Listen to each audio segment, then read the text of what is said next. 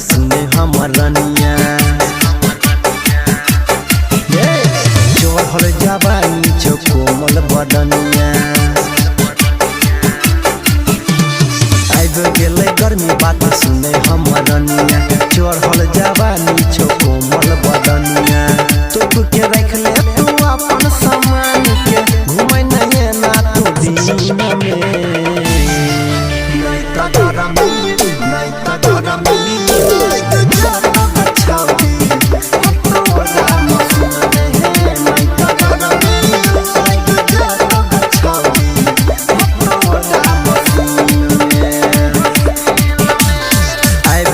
गर्मी बात सुने हमर रनिया जोहर जवानी छो कोमल बदनिया आइब गेले गर्मी बात सुने हमर रनिया जोहर जवानी छो कोमल बदनिया तो के रख ले तू अपन सामान के घुमै नहीं ना तू दिन में नहीं तो गरम नहीं तो गरम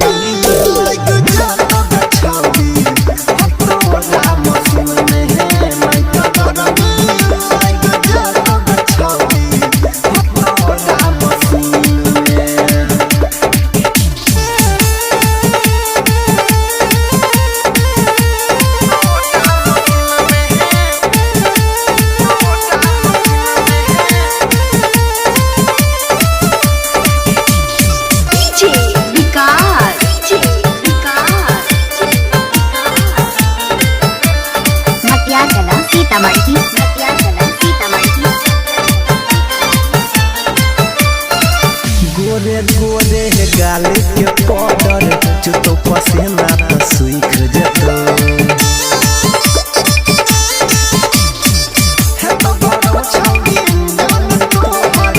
खोदे खोदे सूख जतो लहंगा में सिला गाले हवा तू दे सिला गाले बजे तो जवानी ठंडा आइब गेले गर्मी बात सुने हमर रनिया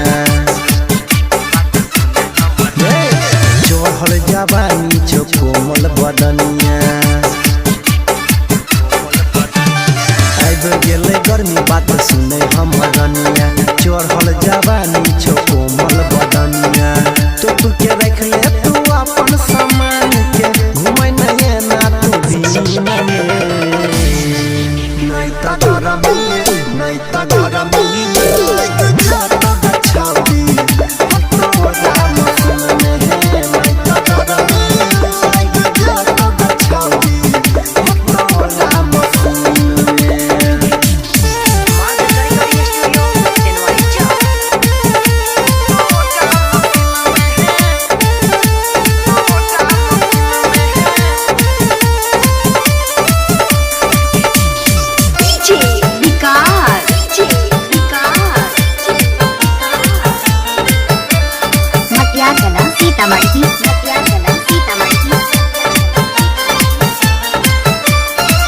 छोटे छोटे घघरा पहिर के लुबुर लुबुर काहे बोलहि छै घुस जाय तो ढोल बेतर बटन काहे पे खोलहि छै तू तो के पसंद त डोलाई हबे नयन पंकज कहौ दिया आइब गेले गर्मी बात सुने हमर रनिया जोहर जवानी छो कोमल बदनिया आइब गेले गर्मी बात सुने हम